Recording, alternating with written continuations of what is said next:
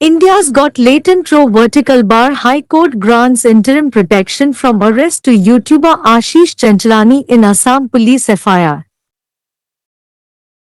The Guwahati High Court today granted interim anticipatory bail protection to YouTuber Ashish Chanchlani in connection with the FIR lodged against him by the Guwahati police over the alleged obscene and controversial comments made in an episode of India's Got Latent.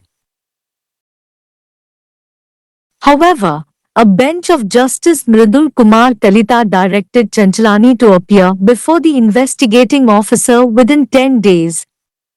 Fixing the matter for the 7th March for a final hearing, the single judge has also called for the case diary in the matter. This development comes on the same day when the Supreme Court granted interim protection from arrest to YouTuber Ranveer Allahabadia, popularly known as Bear Biceps, in the first registered at Mumbai, Guwahati and Jaipur for the offence of obscenity over his remarks during an episode of the India's Got Latent show. Though the court granted Allahabadia interim relief, during the hearing, Justice Surya Kant severely berated Allahabadia for the language he used and described it as dirty and perverted. The readers may noted that the FIR registered by Assam Police on 12 February has invoked sections 79, word, gesture or act intended to insult the modesty of a woman, 95, hiring, employing or engaging a child to commit an offence, 294, sale, etc., of obscene books, etc., and 296, obscene acts and songs, BNS read with Section 67 of IT Act, 2000, punishment for publishing or transmitting obscene material electronically, read with Section 47 of Cinematograph Act 1952 read with Section 46 of Indecent Representation of Women, Prohibition, Act, 1986. The FIR, lodged on a complaint by one Alok Boruya, alleges that Chanchlani, Jaspreet Singh, Apurva Mukhija, Ranveer Allahabadia, Samay Raina and others promoted obscenity and engaged in sexually explicit and vulgar discussion in the show. Before the High Court, Diganta Das, senior counsel, appearing for Chanchlani along with advocate Joyraj Bora, argued that Chanchlani is innocent as he did not make any such comment as alleged in the FIR. It is Chanchlani's case that the remarks for which the FIR in question has been lodged were made by one of the guest panelists, Ranveer Allahabadia, and that Chanchlani had no role, authority or involvement in editing or post-production of the episode. It is also the submission of Chanchlani's counsels that he did not endorse, support, or contribute to any such remark made by one of the panelists in any manner. India's Got Latent வழக்கு அசாம் காவல்துறையின் FIR-இல் YouTuber Ashish சஞ்சலானி கைது செய்யப்படுவதிலிருந்து உயர் நீதிமன்றம் இடைக்கால பாதுகாப்பை வழங்கியது. India's God latent எபிசோடில் ஆபாசமான மற்றும் சர்ச்சைக்குரிய கருத்துக்கள் தெரிவித்ததாக குவாஹாட்டி காவல்துறை பதிவு செய்த FIR தொடர்பாக யூடியூபர் ஆஷிஷ் சஞ்சலானிக்கு கவுகாத்தி உயர் நீதிமன்றம் இன்று இடைக்கால முன்ஜாமீன் பாதுகாப்பை வழங்கியது. இருப்பினும் நீதிபதி மிருதுல் குமார் கலிதாவின் அமர்வு சஞ்சலானியை 10 நாட்களுக்குள் விசாரணை அதிகாரி முன் ஆஜராகுமாறு உத்தரவிட்டது. இறுதி விசாரணைக்காக இந்த வழக்கை மார்ச் 7ஆம் தேதிக்கு ஒத்திவைத்து, இந்த வழக்கில் வழக்கு நாட்குறிப்பையும் தாக்கல் செய்யுமாறு தனி நீதிபதி உத்தரவிட்டார். இந்தியாஸ் காட் லேட்டன்ட் நிகழ்ச்சியின் ஒரு எபிசோடில் ஆபாசமாக பேசியதற்காக மும்பை, குவாஹாட்டி மற்றும் ஜெய்ப்பூரில் பதிவு செய்யப்பட்ட FIR-களில் யூடியூபர் ரன்வீர் அல்லாஹாபாடியா, பீர் பைசெப்ஸ் என்று பிரபலமாக அறியப்படுகிறார், கைது செய்யப்படுவதிலிருந்து உச்சநீதிமன்றம் இடைக்கால பாதுகாப்பை வழங்கிய அதே நாளில் இந்த நிகழ்வு நிகழ்ந்துள்ளது. நீதிமன்றம் அல்லாபாடியாவுக்கு இடைக்கால நிவாரணம் வழங்கிய போதிலும் விசாரணையின் போது நீதிபதி சூர்யா காந்த் அலஹாபாடியாவை அவர் பயன்படுத்திய மொழிக்காக கடுமையாக சாடினார், மேலும் அதை அழுக்கு மற்றும் வக்கிரமானது என்று விவரித்தார். பிப்ரவரி 12 அன்று அசாம் காவல்துறை பதிவு செய்த முதல் தகவல் அறிக்கையில் பிரிவுகள் 79 ஒரு பெண்ணின் அடக்கத்தை அவமதிக்கும் நோக்கில் சொல், சைகை அல்லது செயல், 95 ஒரு குழந்தையை வேலைக்கு அமர்த்துதல், பணியமர்த்தல் அல்லது குற்றத்தை செய்ய ஈடுபடுத்துதல், 294 ஆபாச புத்தகங்களை விற்பனை செய்தல் போன்றவை, 296 ஆபாச செயல்கள் மற்றும் பாடல்கள்.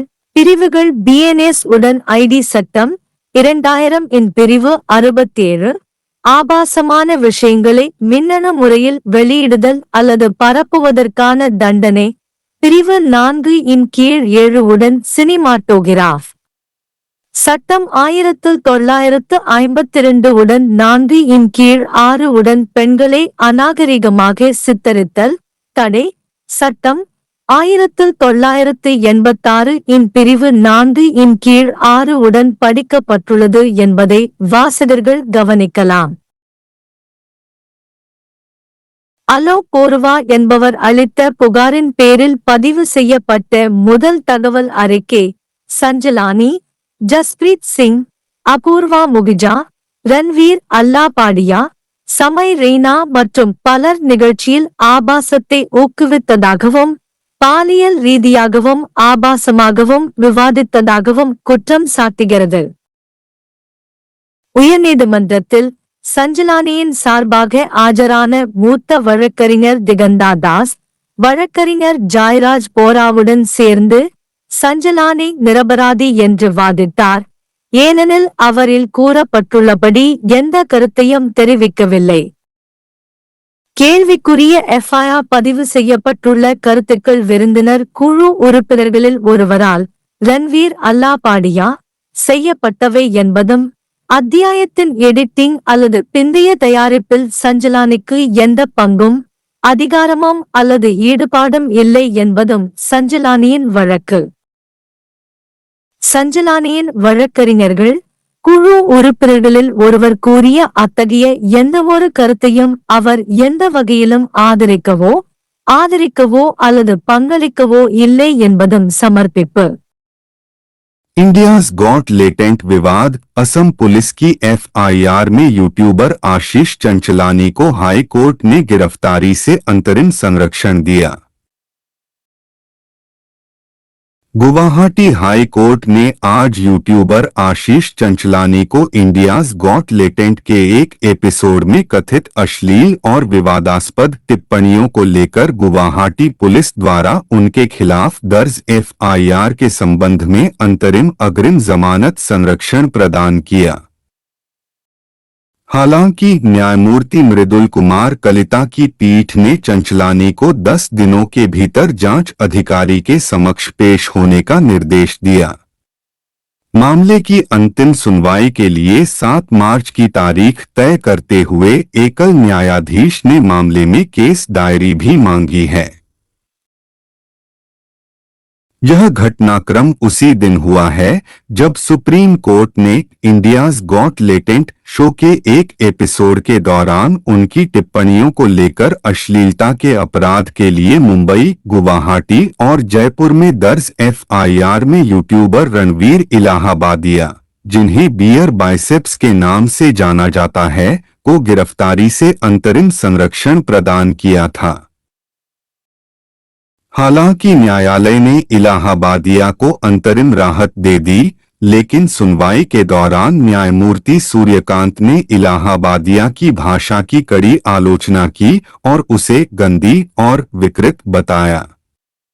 पाठकों को ध्यान देना चाहिए कि असम पुलिस द्वारा 12 फरवरी को दर्ज की गई एफआईआर में धाराएं लगाई गई हैं 79 शब्द, इशारा या किसी महिला की विनम्रता का अपमान करने का इरादा, 95 अपराध करने के लिए किसी बच्चे को काम पर रखना, नियुक्त करना या शामिल करना, 294 अश्लील पुस्तकों आदि की बिक्री आदि और 296 अश्लील कृत्य और गाने। बीएनएस को आईटी अधिनियम 2000 की धारा 67 इलेक्ट्रॉनिक रूप से अश्लील सामग्री प्रकाशित या प्रसारित करने की सजा, सिनेमेटोग्राफ अधिनियम 1952 की धारा 4/7 को महिलाओं के अशिष्ट प्रतिनिधित्व व निषेध अधिनियम 1986 की धारा 4/6 के साथ पढ़े। आलोक बोरुआ की शिकायत पर दर्ज की गई एफआईआर में आरोप लगाया गया है कि चंचलानी, जसप्रीत सिंह, अपूर्वा मुखीजा, रणवीर अल्लाहबादिया, समय रैना और अन्य ने अश्लीलता को बढ़ावा दिया और यौन रूप से स्पष्ट और अश्लील हरकतें की। शो में चर्चा। हाई कोर्ट के समक्ष चंचलानी की ओर से पेश वरिष्ठ वकील दिगंत दास ने अधिवक्ता जयराज बोरा के साथ तर्क दिया कि चंचलानी निर्दोष हैं क्योंकि उन्होंने एफआईआर में कथित तौर पर ऐसी कोई टिप्पणी नहीं की है। चंचलानी का मामला यह है कि जिस टिप्पणी के लिए संबंधित एफआईआर दर्ज की गई है वह अतिथि पैनलिस्ट रणवीर अल्लाहबादिया में से एक द्वारा की गई थी और चंचलानी की इस एपिसोड के संपादन या पोस्ट प्रोडक्शन में कोई भूमिका, अधिकार या भागीदारी नहीं थी। चंचलानी के वकीलों का यह भी कहना है कि उन्होंने किसी भी तरह से पैनलिस्ट में से किसी एक द्वारा की गई ऐसी किसी भी टिप्पणी का समर्थन या योगदान नहीं किया।